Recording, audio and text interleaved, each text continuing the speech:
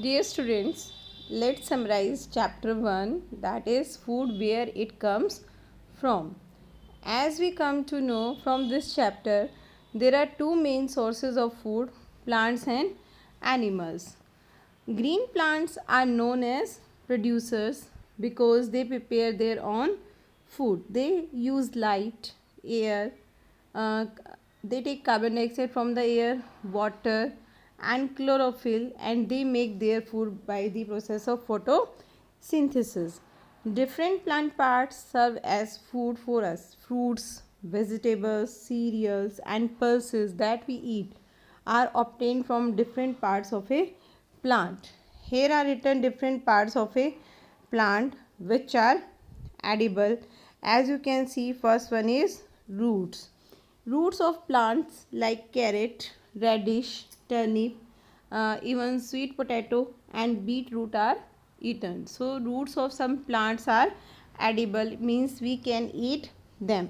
Similarly, stems, we can also eat stems of certain plants. For example, the stem of sugar cane can be eaten. Similarly, certain plants have underground stems that we eat, like potato, onion, garlic, ginger, which you consume in everyday life. Similarly, we also eat leaves of certain plants, like you eat spinach, cabbage, coriander, mint, even basil leaves, tulsi. So all these are uh, leaves part of the plant are edible.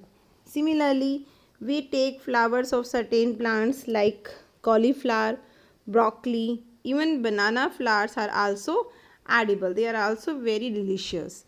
We take seeds from the plants, pulses like moong, bean, kidney bean, chickpea, wheat, maize, rice that we eat are all of these are seeds.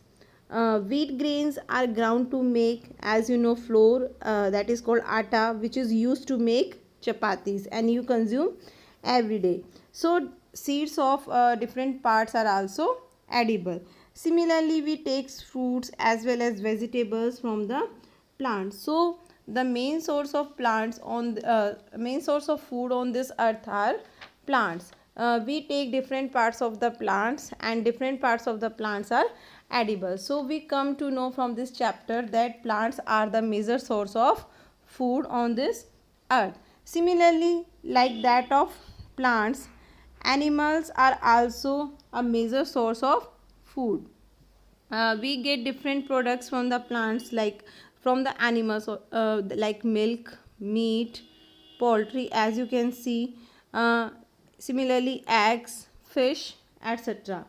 As we know, we get milk from animals like cow, buffalo and goat. It is a very nutritious food item and is a rich source of protein.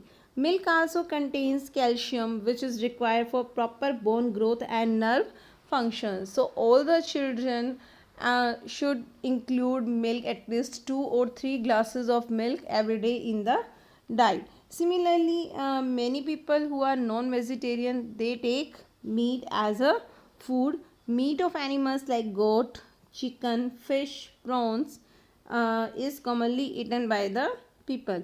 Similarly, poultry, from the poultry, they take the egg, and hen's egg is the most common bird egg eaten in the world.